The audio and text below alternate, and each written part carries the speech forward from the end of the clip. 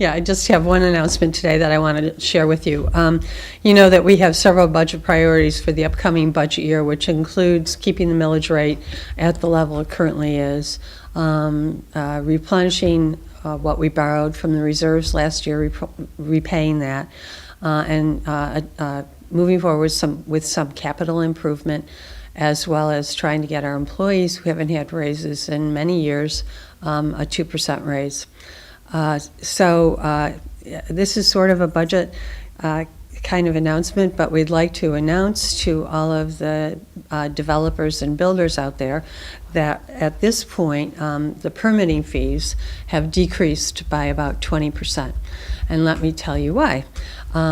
Back in 2009, there was a committee that reviewed whether fees should go up, and they recommended that fees go up, but should the level of construction value exceed $250 million, that the fees would go down once we hit that level. And actually, we have hit that level, which is great news for our community.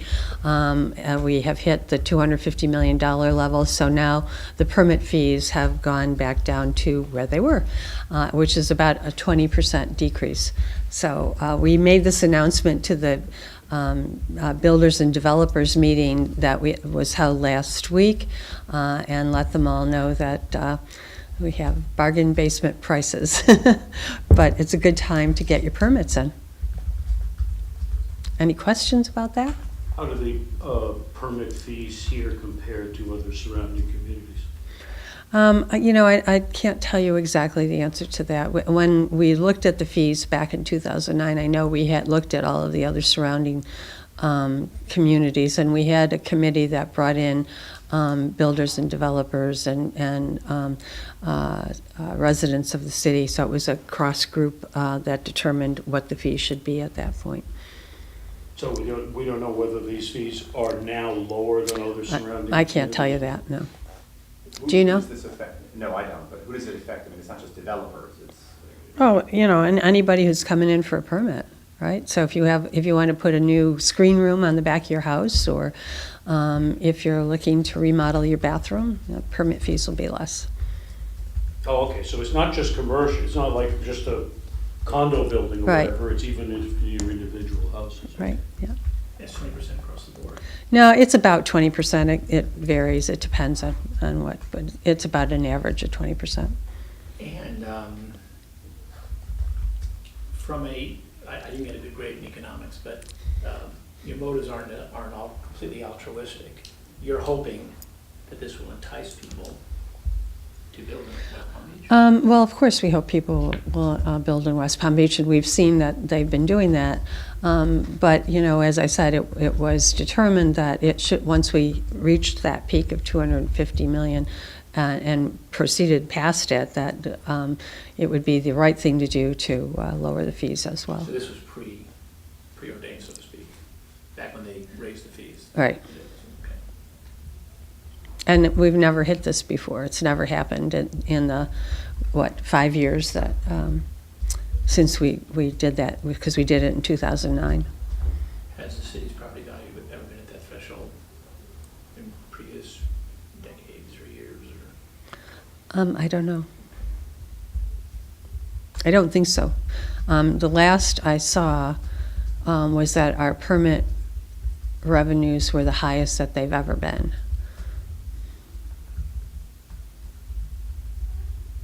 Other questions, other topics? What are you expecting to get out of this? I mean, more people to come here, or just more people to put money into the city?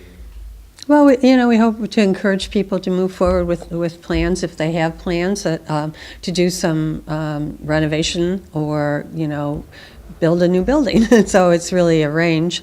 And, I think it's also to understand that we are being responsive. The way this was built in to the fee structure, that we've hit a point of that $250 million value that's significant, and that's the good news.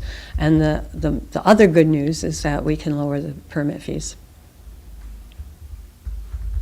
We recently had a press conference in the Northwood area. Is this going to is this coming from the Northwood area, or is this just in general? No, West Palm? This is yeah, it's citywide. It's from, yeah, we've had a lot of development over the last year. You just think about Palm Beach Outlets, you know, the Convention Center Hotel coming in for permits, the Hibiscus Hotel, the Residence Inn, and then, you know, all of the other projects all over the city that people are doing. Housing and renovations and, Now, when it comes to renovations, somebody doesn't have the option of, I mean, West Palm Beach is where, if my bathroom is in West Palm Beach, obviously I'm going to do the renovation in West Palm Beach. But it would seem to me that the big potential here is in people who are looking to put in a hotel or a condo building or something like that. They would have significant, and I don't know how much the permits are for a yeah. major Oh, building like that. and they're hugely, Right, so 20% Expensive. off of putting a big. sunroom on is not that big a deal, but for commercial, Right. it really could make a huge difference. and, you know, at first I had heard that we were going to be doing this through October 1st, but if it continues to go up, we would go beyond October 1st into the new budget year, so. Oh, so this is a temporary drop? No, it's permanent. We're Okay. gonna move. When does That this- was my misunderstanding. I had originally thought it was, but I was wrong. When does this start? Right now? Yeah. What other questions do you have? Mayor, can you talk about the letter you guys sent HUD? The response letter? What would you like to know about it? Well, do you think this will, you know, at least start resolving things? You know, we sent a letter to HUD in response to a number of questions they had for us. Some of them we're in continuing discussion with HUD about, and with the Miami office of HUD. So there was, the response basically was, we are in continuing discussion. Some of them we had backup information that addressed their concerns. And we worked very closely with Miami HUD as we wrote it. They were very helpful to us. And so, yes, I think it's the start of a dialogue that will continue until we get it resolved. Would you just assume that you guys just, if you're going to take a hit, that you just take it and be done with it? Or? Well, we're going to challenge it to the extent that we have information to support our challenge. And if there comes a point when, you know, there are issues that have to be addressed monetarily, then we'll have to do that. But we are going to really help them to understand, hopefully, that we have met some of the objectives of the HUD funding, and that is that there are houses that are built and people are living in those houses. The good that was meant to be done with that funding has been accomplished. So that's, Do you fear, though, that you are going to, there's going to be a dollar figure? I suspect. We want to make that as small as possible, though. And this is from back in the 2000s, early 2000s, that this is, and we found it in 2011. The director of housing and community development here in the city found the issues, and we're the people who reported it to HUD, and the HUD sent the OIG as a result. But this dates back to 2002 through 2003, 5, you know. So. Are you happy with the work being done so far? This person you hired from the former, she already did a presentation on Monday. I am, yeah. She's very knowledgeable. Plus, we have an additional consultant who's working with us, as I stated on Monday, who's also incredibly knowledgeable. So we're building up the team. We have a few more pieces, members of the team to bring in, but we're building up a strong team, and we're going to get this resolved. It's going to get fixed. Having said that, some of the usual critics were commenting on, you know, foxes in hen houses, because you were hiring people from the company. Yeah. I one of my commitments to the public is that I will always hire the very best people. And part of my responsibility as mayor is to hire the best people I think we can hire. And I think I've done a good job so far when you look around. So I have a lot of faith in Miss Ferriel. She's not the director, and somebody called her the director before. She's not. She's an administrator. We will be looking for somebody in that leadership position. But she did a really great job on Monday, and I was very proud of her. So it's your position that she wasn't necessarily part of the problem? Not at all part of the problem.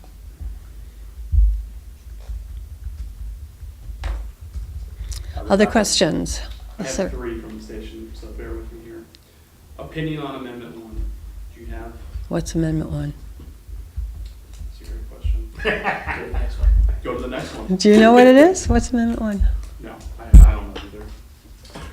It's What is the probably amendment? medical marijuana, I would guess. I, And I'm not answering that question. good call.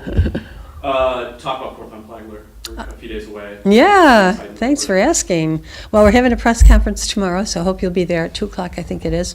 But 4th and Flagler is on the 4th of July, in case people are wondering. And it starts at 5 with the Splash and Dash with the firefighters. That's a competition between fire agencies. And then it goes on till 10 o'clock with the fireworks. We'll have military presence there. We'll recognize our traditional military recognition, and lots of food and bands and fun. So we invite everybody to come on down, participate. So the best part about this 4th of July is not just going to be on the 4th of July. We're also celebrating on the 5th of July.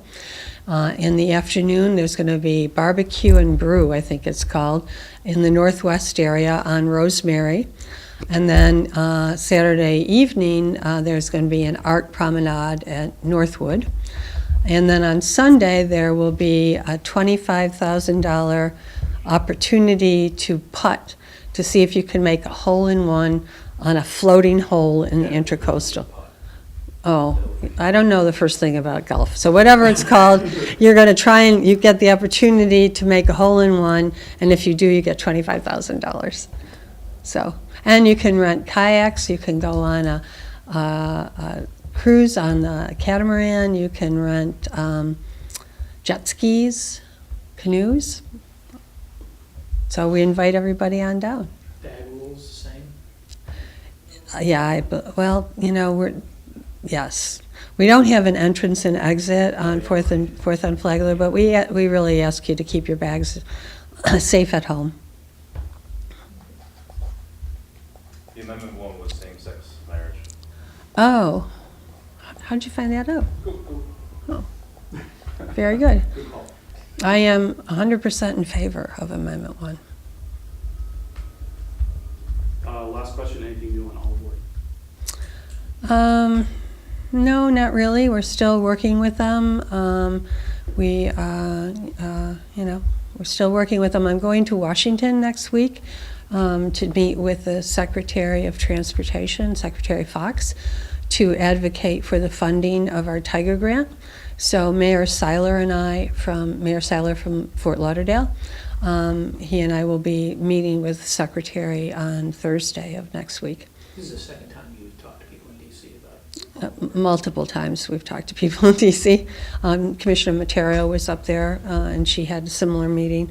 So we're going to continue to lobby them. I'm also meeting with our congressional delegation, Senator Nelson, and You said,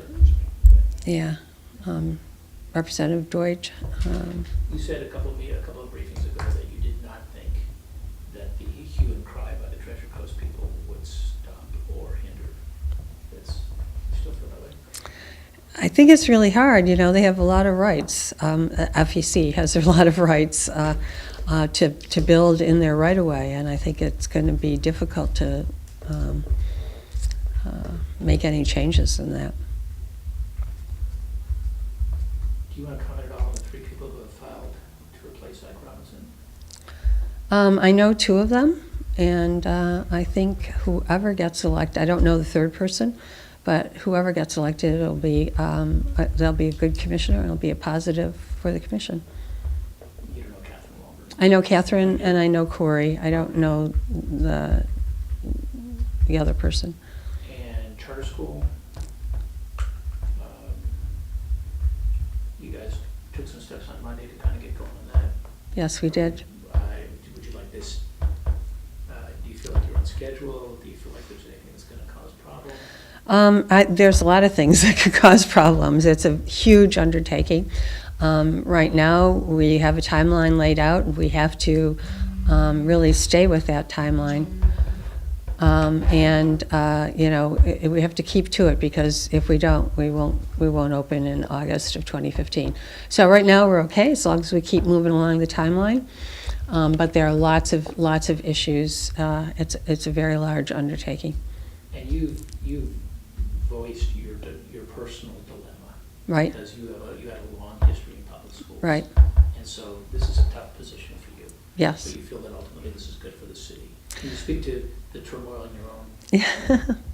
Well, I am a very, very strong believer in public schools. I worked in public schools for almost 30 years. I know what good public schools can do, and I believe that every public school can be a good public school. So to move in the direction of charter school took a lot of personal reflection on my part. I have heard any number of times, and I know this from personal experience, that it's difficult to hire people in Florida, to bring them down from the Northeast if they have children in school, because they have a perception of our Florida public schools that may not be right, but there's a perception there. I applaud the work that the BDB is doing to help change that perception as we reach out to more businesses and people who might come from the Northeast or from the West. So I think while I see us moving forward with the charter school and as I said the other night, even up to last week, I was wondering what I was going to say. But when I looked at the FCAT scores of the schools in the city, they're appalling. Nobody should be happy with those. So while we're going to move forward with the charter school, I think we should also put together a campaign to help improve the public schools here in our city. And I've talked to some people about that already, about what we can do as a city to help improve the public schools that are in our city. You know, of course, the argument that says when you create a charter school, you're taking away from the public schools. You're taking all the good kids out of the public schools, you're not in the public schools. Well, You're giving up on the public schools. As I think about this charter school, it's going to reflect the demographics of our city, and it's going to be at some point, maybe not in the beginning, at some point it'll be a lottery as to who gets to get in it. So I think everybody has opportunity to be involved or not involved. I hope that it doesn't take away from the public schools, but I hope it provides an alternative for people.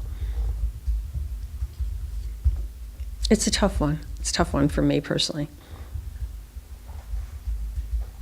Anything else? Yeah, I got a clarification on Amendment 1. Devoting real estate tax money to buy land for the environment. Okay, so it's not same-sex marriage, so take that off. Yeah, so it's a little different. Voting, To devoting real estate tax money to buy land for the environment. Apparently, it's stopped in recent years, and it's back to be voted on again. yeah. I really don't know enough about it to give you an opinion. We are very strong environmentalists here in the city with a strong sustainability department, and I'll just leave it at that, but I just don't know enough to give you an educated comment. Any other amendment ones? Amendment ones? Right in a few today. All right, thank you guys. Thanks, everyone. Thank you.